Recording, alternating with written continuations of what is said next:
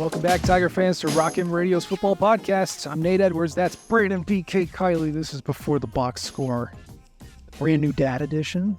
The return of BK edition. Told he wasn't going to be gone for long.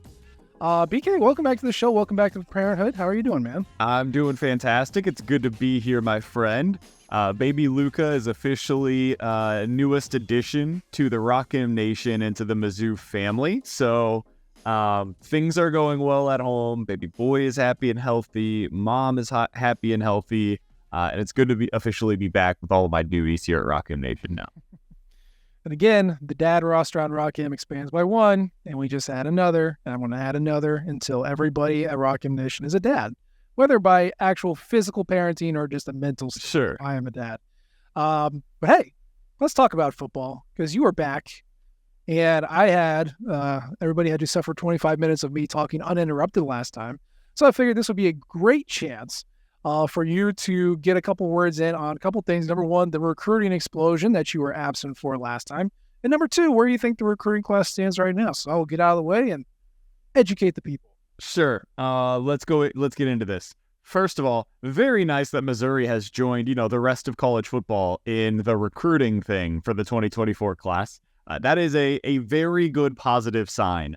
Secondarily, they got some good players. That's probably the most important part of this is you go down and we all know the story of what they're doing right now with St. Thomas Aquinas, the trio from down there that is coming to Mizzou. James Madison reminds me, we talked a little bit about this, of Bud Sasser. Nick Rodriguez, I think, might be the best player that they've got so far in this class. He's the linebacker from St. Thomas Aquinas. And you just look even further into it, Cam Dooley, super fun player. Curious to see where he ends up. Cameron Keys, I think he is super underrated on Rivals. He reminds me a lot of what Mizzou was able to get in Enos Rakestraw. Long, very thin, but we'll see how he projects at the next level. Brian Huff is incredibly athletic as a linebacker. So I like that they are betting, again, on a lot of the athletes that we've been talking about in the past. One thing that it is becoming increasingly clear that this staff really likes and enjoys and appreciates and recruits is guys that project based upon their measurables to be good players at the next level. Even if they're not dominant high school players, they believe they can teach them the football side of things. They need athletes that they can get onto the field that in the SEC will not be overmatched by the guys that they're going up against. And that's what most of these players fit into. So I like the type of player that they were able to get. Now they just need more of them. We've got 12 commits so far. That ranks them 58th by Rivals in the recruiting class. That is right at the bottom of the SEC so far. But if you're going by star quality, they've got a 3-star average. So it's not like they're getting a bunch of 2 stars, guys that are really low on their board. And Nate, this is not on the commitment side of things, but if you're kind of reading the tea leaves, it sounds like they're starting to trend in the right direction with 2 of the best players in the state as well. So things are heading in a much better direction than the last time that we talked on this podcast about Mizzou recruiting. I agree. Yeah, to your point, kind of sticking it in the eye of all the Missouri St. Louis Cardinals fans that exist out there. But Ryan, Wingo, and Williams Nwaneri, Eli Drinkwitz tweeted out a W flag, which is the W flag that the Cubs fly when they win or lose. I don't even know what they do anymore, but very clever idea of trying to call attention to the fact that Missouri is very much in the race for both 5 stars. If you get both of those guys, number one, huge victory. Number two, this is a top 25 recruiting class, maybe even top 15. And if you even get one, it's probably still a top 35. So I don't know where they stand personally, but it sounds like there's positive momentum on both. And boy, BK, can you imagine getting both of those guys, how we would just melt with ecstasy if that were to happen? I mean, yeah, I can absolutely imagine what that would be like, because this would be like having 2 of Luther Burden, and one of them comes at a much more premium position. We can say whatever we want to about wide receiver, and it matters at the collegiate level, don't get me wrong. But you know what matters more? Having a dominant defensive end. And if they were able to get that guy out of the Lee Summit area, whew, that is sweet, man. That is really, really delicious. Who's the best defensive lineman recruit to arrive on campus at Mizzou is blank. Would it have been Beckner? Well, are we counting Sheldon Richardson out of JUCO? I guess that's probably the way that you would go, yeah. But like out of high school, let's say. Sheldon or Terry Beckner. Yeah, one of those. Those are probably the top two. So this would exceed that, right? I mean, this guy's top 3 player in the country. Yeah. So to be able to get that category of player, that criteria, that is super impressive. I will give Eli Drinkwitz all of the credit if he's able to do that. I mean, the last blue chip defensive lineman let's say defensive end because it was Trey Williams, right? Who was the last blue chipper. And look, man, like you need elite skill position players. You need elite quarterbacks. You need all that stuff on the outside. If you want to win consistently, you need elite recruiting on the lines, which is where Alabama and Georgia and Ohio State and Texas and all those guys whip everybody's butts. They get professional linemen. So Missouri was able to do that, in the mid-aughts and 2010s by coaching those guys into elite level play. But if you can't do that, get the best ones. And it's by far time that we do that because Missouri's best teams had elite offensive line play. So, man, I'm not going to read too much into it. I'm not going to get my hopes up because, you know me, I'm a hurt Missouri fan. I cannot let myself have hope until it actually happens. Very cool, though. The amount of buzz, the energy around it was very cool. By the way, we forgot about one recent 4-star defensive lineman. Do you remember who it is? Oh, DJ Westblack out of Boonville. Another one. Yeah, I forgot. Well, there's another one. Interior defensive lineman. Marquise Carrasco. Yeah, man. So Mizzou has had a few of these guys, but they haven't been the top 3 players in the nation, though. Yeah, I was about to say there's a little bit of a difference between getting a guy that's ranked among the elite of the elite and getting a top 150 guy. Like Beckner was rated as the 36th best player in his class. To give you some context, Luther Burden was 4th. Sheldon Richardson was 4th. DGB, of course, was at the top of his list. And right now, what we're talking about with Mizzou in this class is a top 3 player. This would be the second time ever that Mizzou has been able, if they're able to do it, has been able to sign a top 3 player in their class. The first, of course, was Dorial Green-Beckham. Just a different kind of player that we're discussing here. Really is. And isn't it weird that Missouri is one of a handful of programs that signed the number 1 football recruit and basketball recruit in history? There's not a lot of teams that do that. Yeah. But Missouri's one of them. So anyway, very exciting times on the recruiting trail after some quiet. Again, nothing is, pen to paper, but hey, you can at least get excited about it. That's what Eli Drinkwitz has done. He's made us excited about recruiting again. So that's nice. Speaking of that, Missouri did actually get a commitment. Now it's not from a 5-star player. It's not from a skill position player. It's from a punter, baby. Punters are people too, and you need them on your team. So it's good that Eli Drinkwitz and his staff got one. Eric Link gets to add another leg to his arsenal of kickers and specialists with Will Safris, I think is how you say his last name. He's the punter out of Johnston, Iowa. Committed on July 19th. He is unranked, as most specialists are at this point. Very rare you get a 2-star or 3-star kicker or punter in July. Usually that stuff kind of comes out in the wash once they have their senior season. But I have not watched a single second of tape on Will Safris, the punter. I'm just glad we have one. What are your thoughts on this gentleman? Yeah, don't watch any tape on the punter, please. Please do not do that. It's too short. The thing about kickers and punters is that nobody wants to talk about them until it's time to talk about them. And so if you have a guy that prevents you from talking about them, that's probably a good thing because we want to spend the least amount of time possible discussing it. We had that with punters over the years here at Mizzou, and recently they've been coming under a little bit more scrutiny. I would also say on the kicking side of things, like you saw good Harrison Mevis versus bad Mevis last year. It can make a huge difference. So stuff like this will go under the radar until you get into the season. You've got a massive decision to make at your side of the 40-yard line. You decide to punt, and your punter's able to get them inside of the 5 or 10-yard line, right? That's a huge advantage when it comes to field position. Meanwhile, if you got a bad punter, shanks it, now the other team has it at their 35, 40-yard line, and everybody's furious about the decision to punt it in that spot. So it can make a massive difference once you get into the season, but it's not something that I'm going to spend any time whatsoever beyond what we just did talking about at this point in the offseason?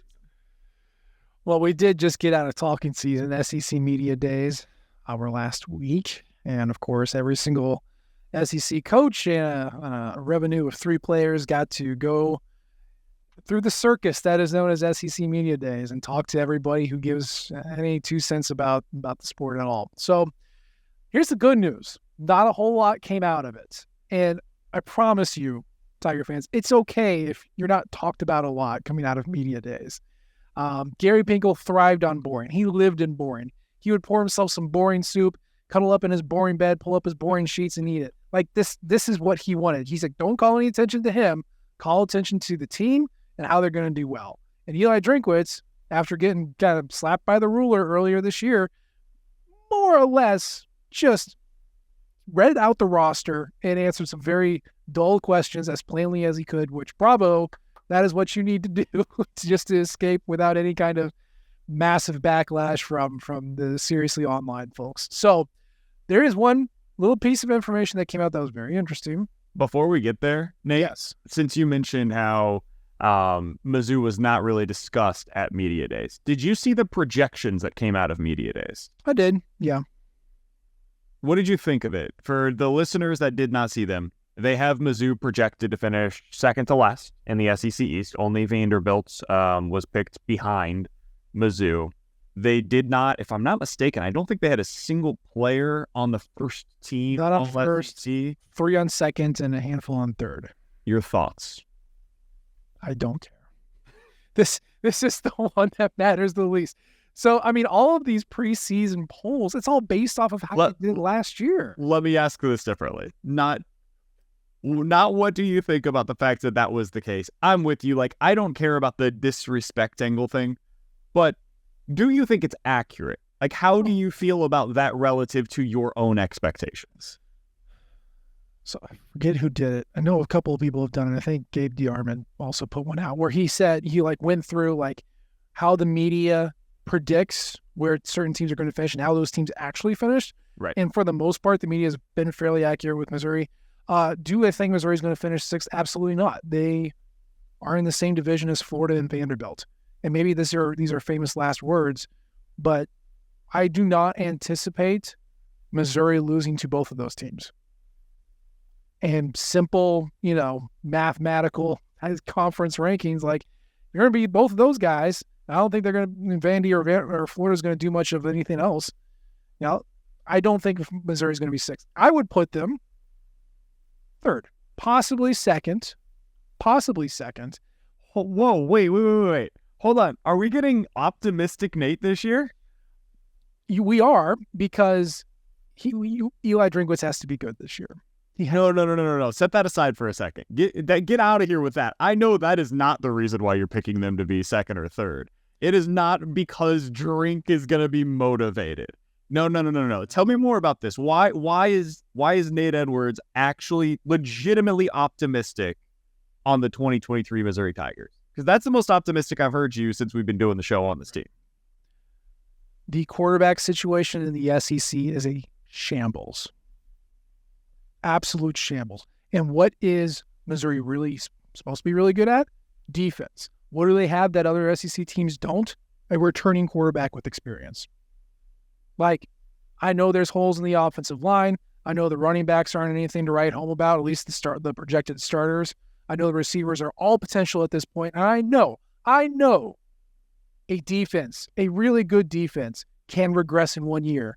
We saw it from 14 to 15, or 15 to 16, I should say, and we saw it from 07 to 08. These things happen. But they tend to not happen when you return so much. And because the rest of the SEC is getting hard resets at the position that counts, and everybody is dealing with some glaring weakness, I know Missouri's got its warts too, but they're bringing the whole thing back and they're prepared. I expect 3rd, and I think they can do that. And if you beat Tennessee, then I say you get 2nd. Am I off here? I didn't know you were going to be that aggressive with it. I don't know. So I'm a little taken aback. I would be pretty surprised by 2nd. That is where it comes down to 2 things to me. I feel like the entire season really comes down to 2 things. One, is this offensive line as improved as we think it is? because I think the offensive line is actually good. Like, maybe that's aggressive, but on paper, it should be good. They should be pretty good. Yep. And we haven't been able to say that about a Mizzou offensive line since 2018? Yeah, I mean, it's been like 5 years since we've talked about a Mizzou offensive line as being an asset as opposed to a liability. So that's huge if it's true, but we need to see that first before we can really believe it. And then two, and most importantly, and this is what everybody's going to be discussing all offseason, and there's really no answers until we see it in the game. What's quarterback situation look like, man? Like, is what we saw at the end of last year real for Brady Cook? And maybe more importantly, can he even take a step beyond what we saw at the end of last year now that he's healthy? Because last year we saw him figure it out with his legs. Can he figure it out with his arm? And how much is he able to do this year without Dominic Lovett? Because so much of what he did, what Mizzou really did in general through the year was just Dom Lovett go be great. And for the majority of the season, Dom Lovett was pretty damn great. Can Burden do that?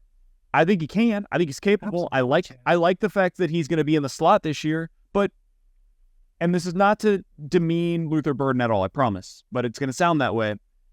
Dom Lovett did real wide receiver stuff last year, where he was like running real routes and doing stuff that like most wide receivers in the SEC or in the NFL will do. Burden hasn't really done that yet. We haven't seen that from him.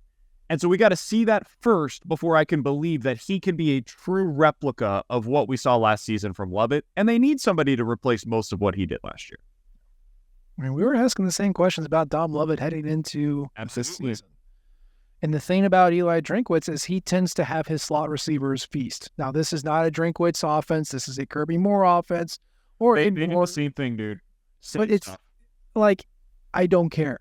Like he is still going to have a lot of say over how this offense goes. And he hired a guy who has very similar philosophical ideals that they share with each other. So I'm not saying that the slot receiver position, as long as Drinkwitz here, is just an automatic 800-yard guy.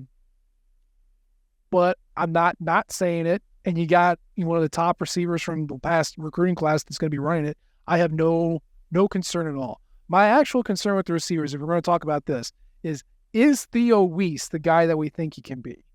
And is there a counterpart to Luther Burden when he's inevitably going to get bracketed? That's going to be someone like a Mekhi Miller, who I think could have a great year. It's going to be someone like a Dennis Jackson, who is looking for redemption but hasn't played in 2 years. Like, for so long, Missouri has Joshua Manning. Can Manning come in as a true freshman? That would be great. Take he doesn't need to be amazing. But just can you take advantage of the opportunities that are there when you've got legit one-on-one coverage? Can you do that? It's hard as a freshman to be expected to do something like that, but he's got the size and the speed where you think maybe it's possible for somebody like that. It just feels like Eli Drinkwitz has 3 years here. There's been one really good offensive player, and then everyone else is just, whatever. Yep. And maybe that's the quarterback's problem. I don't know, but like it's been either Larry Roundtree, Tyler Beatty, or Dom Lovett, and then just, that's it. And then everyone else is just kind of bits here and there. I think Mekhi Miller could be a huge impact. I would love Josh Manning to step in day one and be just lights out. I'd love Theo Weiss to finally obtain what we thought he could be coming out of high school. So, like, offense is nebulous. I understand that. Defense could potentially regress. I understand that. But I don't believe that's going to be the case until I see it. And just because there seems to be a regression across the SEC, I think Missouri could step in, put their foot in there. And this is the type of year where the Tigers make a huge jump, scare the pants out of somebody, and maybe make a run at the division. That's all. If I told you right now, Nate, you can hit a button and you do this year what Illinois did last year, which is 8-4 overall. The losses that you have are all by one score, every single one of them. And you finish 5-4 in the SEC. Are you hitting that button, or are you pressing your luck and believing that you can do better without hitting it? So you're asking me if I'm getting the Barry Odom special, right? Because that's dead in year 3. Yeah, I would take it, frankly. Because Eli Drinkwitz, I put zero stock in what happened in 2020, but I'll give it to you anyway. We have gone 5-5, 6-7, 6-7. How refreshing would 8-4? just 8-5. How refreshing would that be? Yeah. Some actual movement instead of going even for the regular season. What a breath of fresh air that would be. I know he's not under a ton of pressure, but that would take some pressure off of Eli Drinkwitz and this staff to go, okay, we know what we're doing. We can do this. I would lock it in. Would you? I think I would, and a big part of this is the losses. Like the way that Illinois lost last year, I think it also gave me as an Illinois fan, if I was one, even more confidence moving forward about what the team and what the program is headed towards. Because all of their losses were one score. They lost to Michigan, and they should have won that game by 2 points. And I know their schedule was sharp and soft last year, but like if you told me Mizzou this year, the only game that they lost by multiple scores was against Georgia on the road in Athens, I'd feel pretty good about the direction that the program is headed. In the moment, those losses are infuriating. Like if you asked any Illinois fan last year how they felt about losing to Indiana on the road the way that they did, they were all furious because that game was right there for the taking. Same thing was true against Purdue and Michigan State. And as I just mentioned, they should have won that game against Michigan. But they leave the season at 8-4 feeling like, hey, I feel like we've got our coach, you know? And I feel like our program, despite the fact that they're not recruiting at a crazy high level, they feel like their program's heading in the right direction with Bielema as their head coach. And then today, by the way, they hired Jim Leonard as a senior analyst for the defensive side of the football, which is an outstanding hire for them. So like things are they're heading in the right direction. And if you can get a guy like Jim Leonard to buy into what you're selling, it means that other people are also buying into the messaging at your program. They believe that there's a reason to jump on board.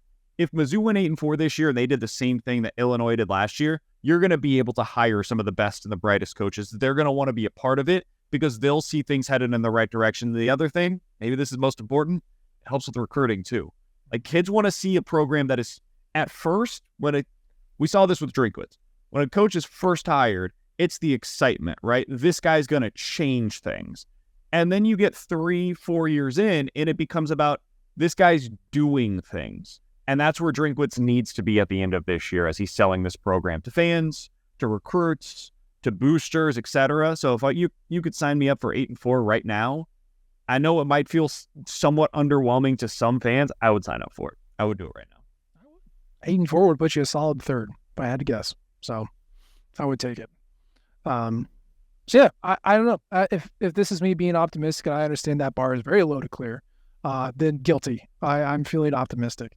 I guess on this. I was going to say, where would you plug Mizzou as far as preseason projections? In the SEC East, looking at the division, I would say fourth right now. Okay. I would say fourth. Georgia and Tennessee, I got to see it before I believe that Mizzou can jump either of those teams. That's fine. Certainly not expecting it with Georgia, but Tennessee kind of, I would put into that same criteria. And then between Kentucky and South Carolina, I would believe that one of those two programs will be ahead of Mizzou this year. So I had to guess it's going to be fourth. Kentucky. You think? They're receiving. I don't know what to make of Rattler. That's the thing. Rattler stinks. That's a personal opinion. Plus, Kentucky just got their magical, beautiful offensive coordinator boy, Liam Cohen, back from the NFL, and they have probably one of the top receiving corps in the SEC. And Larry came in. Yeah, and Larry came in. He's a legitimately good quarterback. So. And Kentucky always has great defenses. So if that's the situation, I would pick Kentucky over South Carolina. I would. That would probably be the direction. And Mizzou plays at Kentucky this year, which, yeah. So that would probably be the direction that I would go. I would say fourth. I think this is the first time that you've been more optimistic leading into the season than I've been on Mizzou football. And I really believe in this defense, by the way. I think this defense is good. If you're betting all of your money right now, Nate, on one guy, one Mizzou player that will finish the season first team All SEC. Who are you betting on? You got to be right. Your mortgage depends upon it. And it can be the slimmest of odds or the longest of odds, whatever you prefer. But you just got to guarantee one guy that's making All SEC first team. I'm going to be boring. Luther Burden. Think. Yep. Really? He's in the slot. Nom. He's going to feast. And we saw last year that the SEC did not respect our corners, our safeties, any of that. Because the defense, again, it's an effort by committee. Everybody gets a little bit of a piece. It's not really one standout. The rotations, the pressures from all over the place, you don't get someone who logs crazy numbers. I mean, Tyron Hopper was going to be your closest, and he didn't even get there. So, like, I don't think it's going to be a defensive player. It's probably going to be an offensive player if I had to bet. And who am I going to say? But the guy who makes the Dom leap, Luther Burden, first team. You mentioned the guy that I'm going with. I'm going Hopper. Yeah. He just puts up so many numbers, dude. Like, he's going to put up sacks, pass deflections, tackles, TFLs. He fills up the box score so much that I think people are going to look at it at the end of the year and they're going to say a top 20-ish defense nationally with a guy that finished the year with, 70 tackles, 5 sacks, and 3 interceptions. Like, that guy deserves to be on first team all SEC linebacker. So I'll go with Tyron Hopper as my first team all SEC player. Okay. I hope it's true. I mean, when was the last time Missouri had a linebacker as an all-conference? Not all-American, but all-conference. I mean, did Kentrell Brothers get that? I would think Kentrell Brothers did. Let me look that up real quick. But I have to. I think Brothers in his final year was considered to be all SEC. Yeah, he was first team all SEC and second team All-American in 15. Okay, good. I don't know. I know that, like, national awards tend to look you over if you're not a title contender of any sort. Conference awards should be a little bit more localized, so you can get, like, a couple Vanderbilt players on there. Sorry, Van, I'm really picking on you today. I don't know why. So, like, I would like to think that's the case, but Missouri has had a lot of, linebackers that get that, but Hopper especially, he's different. Yeah. He needs to hit home on some of those pressures, by the way.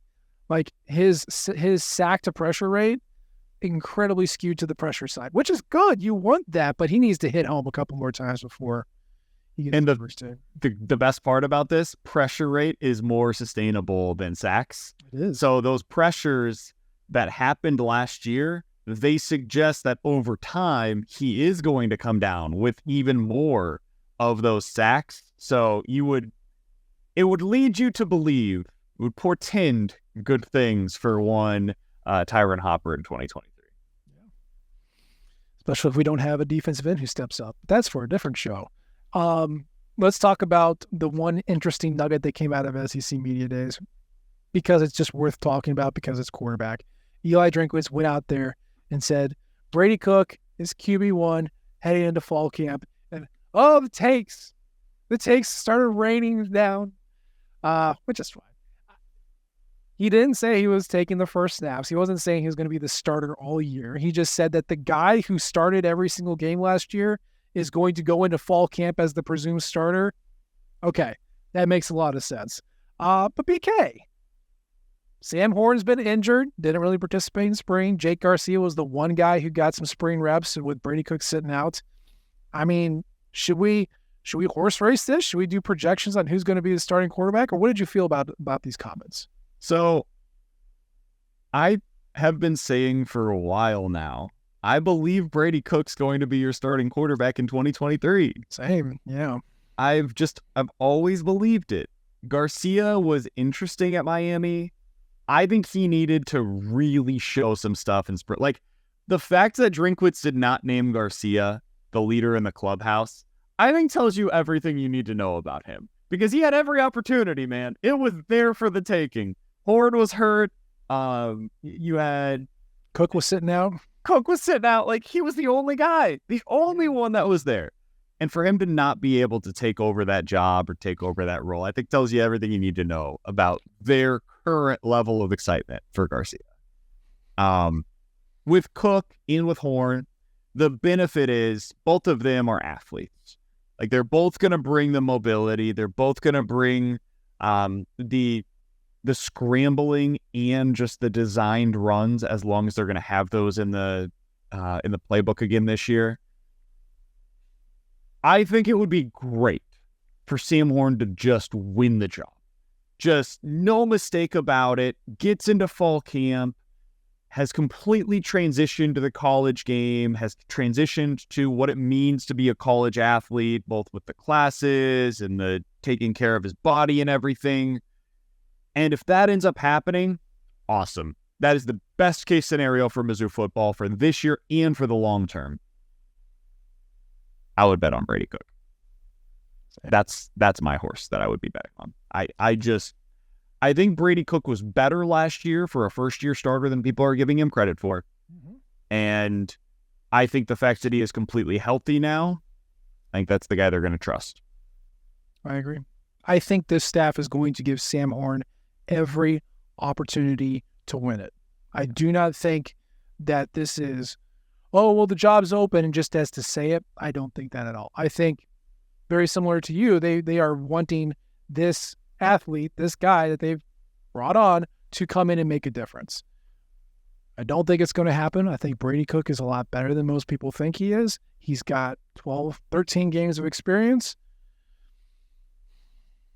And we know how Drinkwitz and his staff are with older guys, with their guys. They know what they have, and they tend to go high ceiling over, or high floor over high ceiling. So I think that's going to be it. But I'll say this. Whoever the quarterback is, as long as they are better than what Brady Cook was last year, even if it is Brady Cook, that's all you got to be. That's all you got to be. You just got to be better than that. And it was fine. It was a replacement level college quarterback performance, but Brady needs to make the leap, or Sam needs to overtake him. And if that happens, that's all you're looking for. I'm going to give you a list of names here. And I'm curious what, when you hear this, your impression is, okay, of this list of quarterbacks. Okay. Jackson Dart, Jaden Daniels, Hendon Hooker, Matt Corral, Emory Jones, Kellen Mond, Josh Dobbs, Jalen Hurts, Chad Kelly, Dak Prescott, Johnny Manziel, Cam Newton, Tim Tebow. Your thoughts? I had a theme until we got to the end there. Now I don't know what to think. Multi-year starters in the SEC. Those are all guys that threw for at least 2,700 yards and ran for 500 at some point in the SEC over the last 20 years. Okay. Brady Cook is on that list based on what he did last year. He is most similar in terms of his overall numbers from a year ago to a guy like Kellen Mond, probably. And is that like the ideal comparison? No, but he's not all that far off from Hendon Hooker either. Hendon Hooker, the difference was the touchdown passes. So if you're able to increase some of the efficiency numbers for Brady Cook this year, and you're able to get him to be a little better in the red zone, he's not that far away, man, from being the prototype of the quarterbacks that we're looking for here.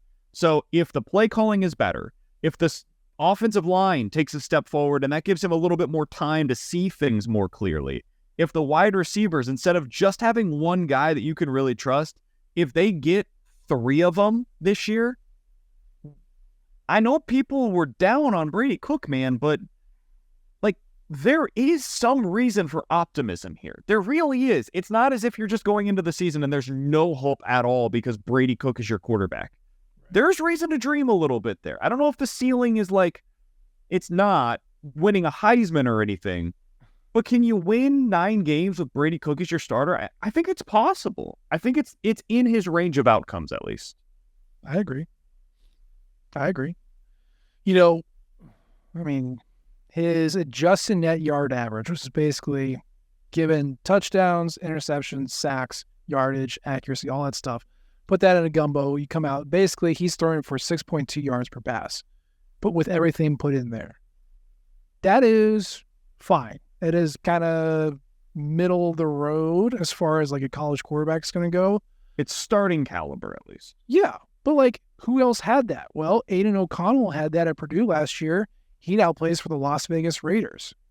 So that's somebody. Will Levis, the Golden Boy, he's right there with the same past 2 years, 6.9, 6.4. That is perfectly fine as long as you bring something else to the table, which is what he does. Yep. And he averages, also, eerily enough, 6.2 yards per rush.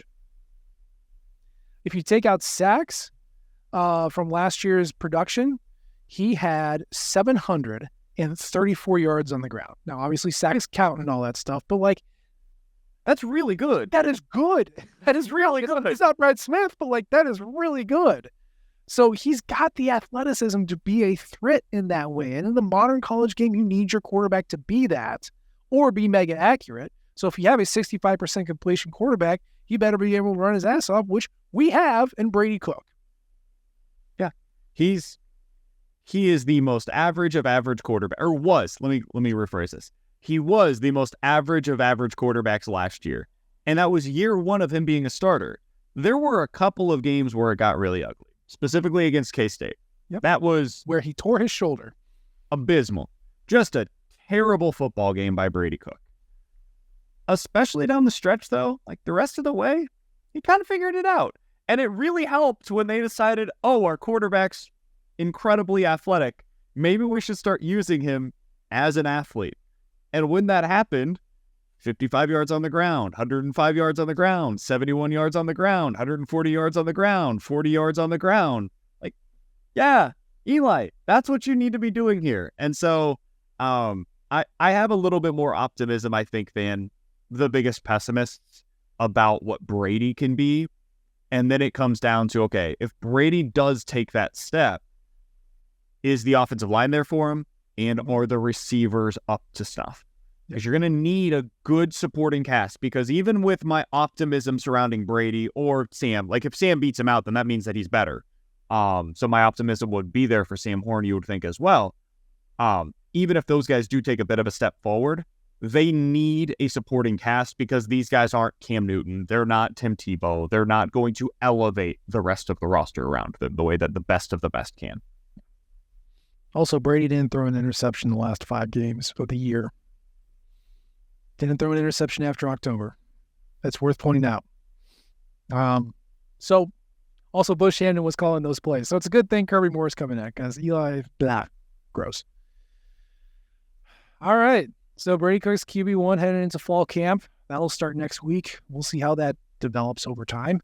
But to the play calling specifically, and going back to a little bit to the SEC media days, I thought it was really interesting to see the dichotomy of 2 coaches.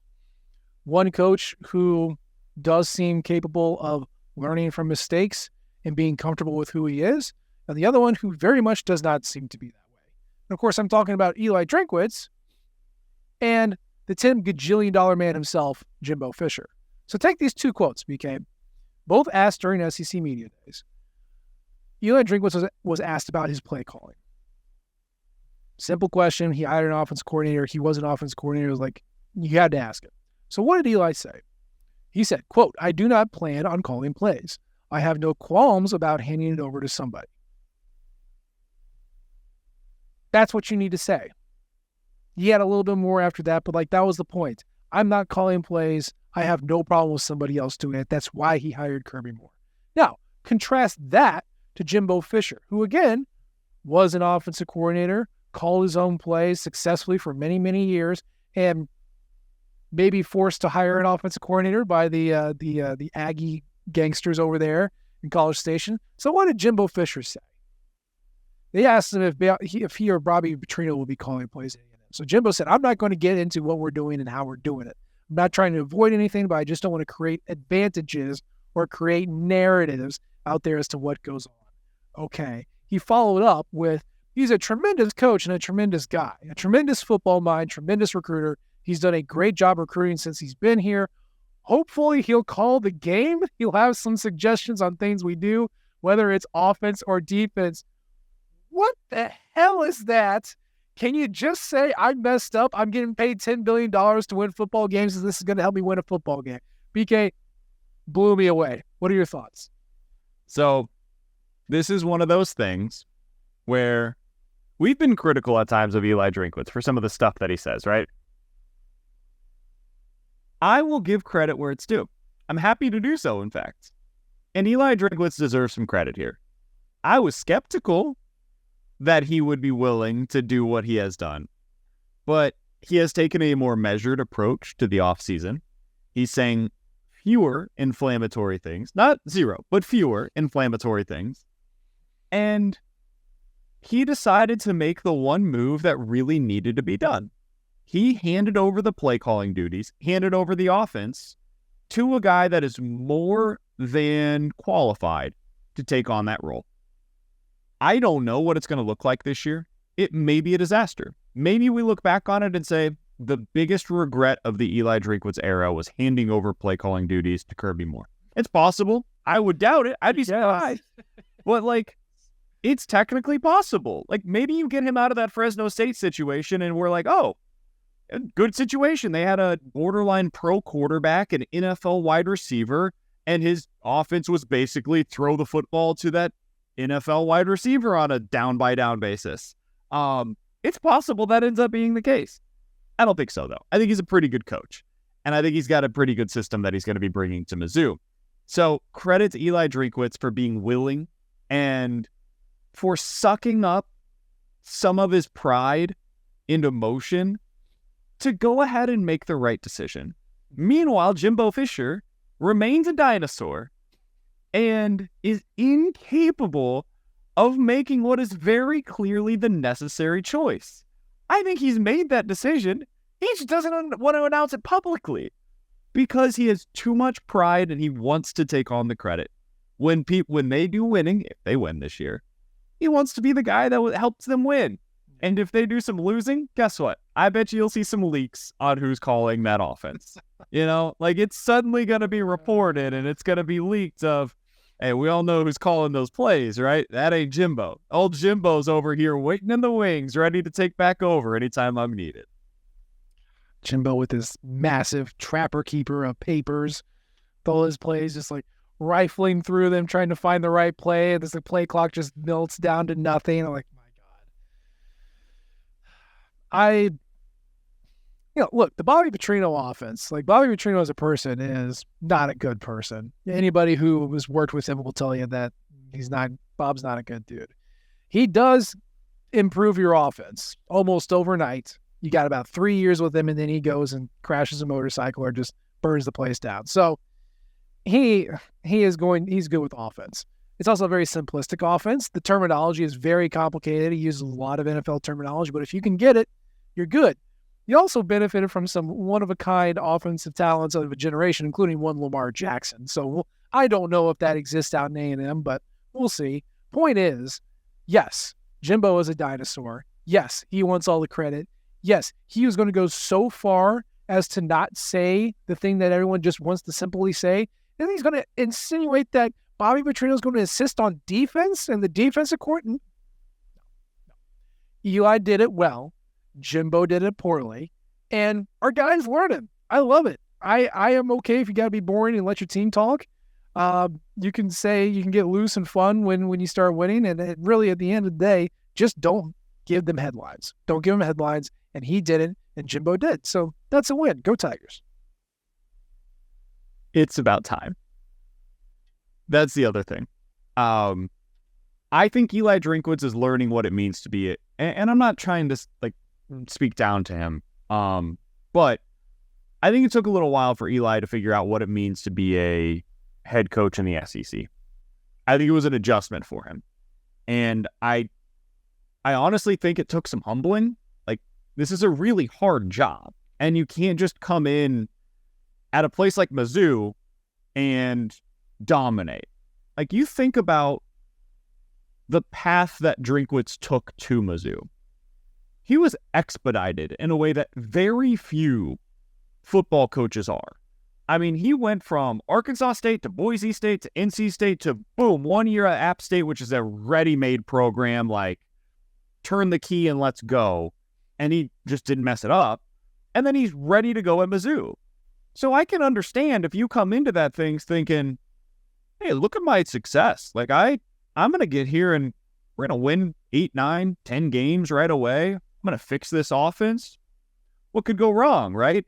And then when he sees that it's a lot harder to get this thing figured out than it was to have that success in year one at App State, or to get the offense going with a successful college quarterback and a superstar running back for 3 straight years at NC State, like, it's a little tougher here at Mizzou. So I think it took a little while, but he has finally figured out what it means to be confident and to be able to have your fun, but to not cross that line. So we'll see if he's able to sustain that. Yeah. And he's got a whole season to back it up. So it'll be good. Last thing before we get out of here, just in honor of BK, who is a newly minted dad. I'm curious. And if you all want to chime in on the YouTube comments, I'd love to hear it too. But what is the most dad thing you do? Right? Because now you are officially one. So you got the certificate and everything. And really, again, fatherhood, daddom can be a state of mind rather than just even a role that you have. But I'm curious. You got 2 weeks under your belt, either before little Luca came into the world or now. What is the most dad thing that you do? The other day I woke up, Nate, got myself some coffee, walked outside onto my front stoop, and just stood there. Oh my God. And looked at my yard. Just stood there. Nothing more. Didn't say anything to anybody. There was nobody to talk to.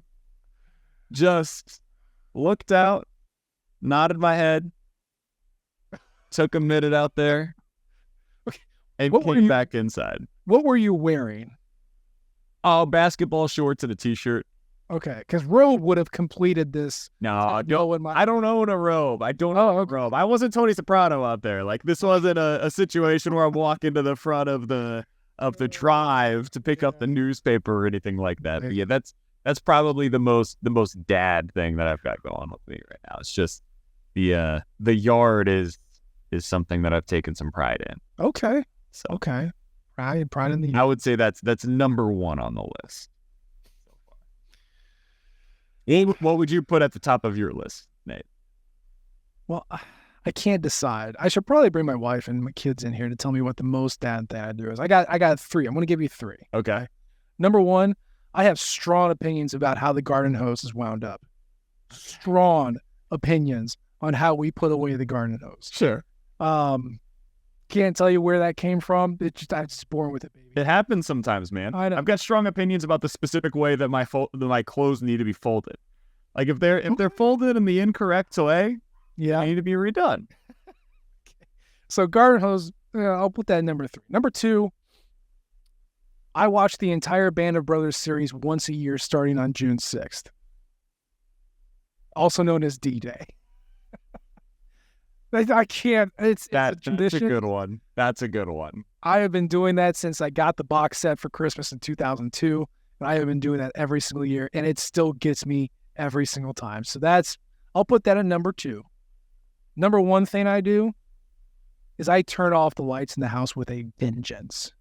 Oh, yeah. I want them off while I'm in the house. Yeah, same. Doors closed, lights off. Can we please close the doors, by the way? Why doesn't anybody close doors now? What happened to all of us? We live in a society. I don't know. I never realized doors were wide open. I mean, are we talking front door, back door?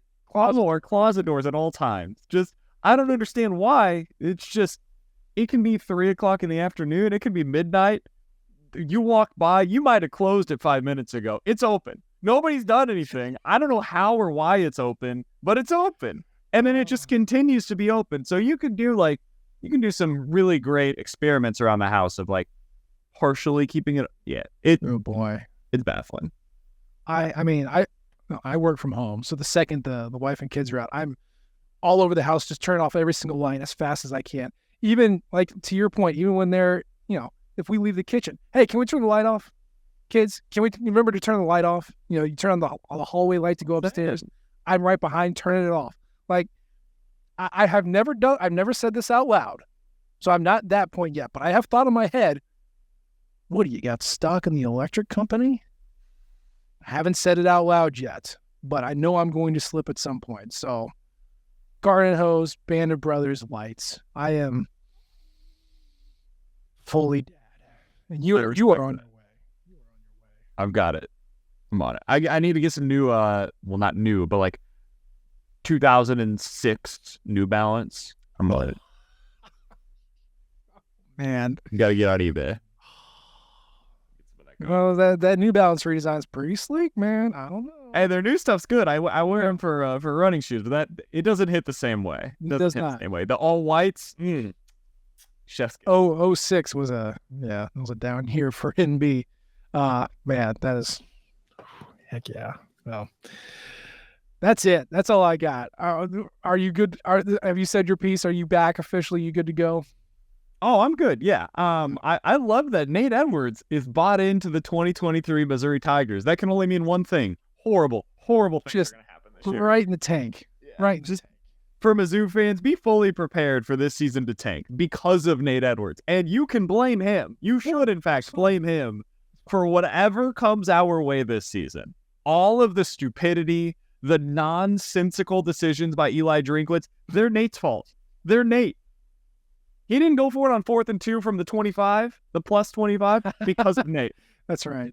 That's right. I put this evil in the world. That's my role. You know, that ridiculous 4th down play that they run, that they're going to run again this year, let's be honest, it's going to be in the playbook. That's Nate. It's Nate. They're going to try to draw him off sides. And guess what? They're going to run it. And it's going to be the same play 4 times in a row. It's on you. I hope that play was the first thing that Kirby Moore ripped out and peed on. Like, if you watched any tape, like, what are you doing, man? I do wonder if there was part of Drinkwitz that was like, you know how this works, right? If you had somebody watching your life work on a day-to-day basis, and all of that film is just being shredded apart, right? Because you know this person has been hired to come in and fix whatever it is that went wrong for you. I wonder what the plays were if you had an honest moment with Eli Drinkwitz where he says to himself, yeah, I hope he doesn't rip into me on that one. Even though you're the boss. You know, you're the boss and you get the final say, but I have to imagine there's a few of those that he's like, yeah, that was bad. We don't have to talk about it. Let's move on here. Man, every day I am glad that there's not a camera on me 24/7 or just me doing my job. You know, first of all, it would be incredibly boring for all of us. Number one, yes. We just live ridiculously boring lives. Yeah. I mean, Eli Drinkwitz doing that crappy try and draw him offsides on 4th down play is me getting up in the middle of a team meeting on Zoom, blanking my screen and eating shredded cheese. And you all sit there going, he's doing that again. This is not a good idea, Nate. This ain't poorly. You're going to get called on. Stop eating the shredded cheese. And, like, I'm just going to be sitting there going, oh, God, I'm trying to get better. I just one day at a time, one play at a time. So, yeah, thank God I don't have cameras on 100%. That would be a massive disappointment. But, hey, speaking of massive disappointments, the show's over. We're done. We're not going to be back next week, but we'll be back the week after that. But we will get into fall camp at that point. We'll be mere weeks away from the season starting and seeing if the evil I put out in the world actually gets happening, and then we'll see how the Tigers do. So that's the show for today. As always, we appreciate the downloads and the subscriptions. Leave a comment, give us a rate. We love all types of feedback. You can follow us on Twitter. I'm at Nate G. Edwards. He's at BK Sports Talk. And of course, you can follow the Rock'em flagship at Rock'em Nation and our podcasting outlet at Rock'em Radio. We appreciate you tuning in this time. We'll try to do better next time. And until then, MIZ. ZOU. Thank you, everyone, for tuning in to Rock'em Radio, a proud partner of Fans First Sports Network. If you enjoyed this episode and would like to see more just like it beamed directly into your personal device, just click the subscribe button below. And you can find this podcast through the Apple Podcast app or for iPhone, or the Google Podcast app for Android, or whatever app you use to listen to your podcast. We are also available on Spotify. Just search for Rock'em Radio. And if you like other sports, Fans First Sports Network is a podcast network that has coverage of all other teams, Major League Baseball, MLS, NFL, whatever you want to listen and read about. It is a great network full of really fantastic podcasts. So look them up and subscribe to any and all of those podcasts. Rock'em Radio will be back with more episodes coming soon. Thanks.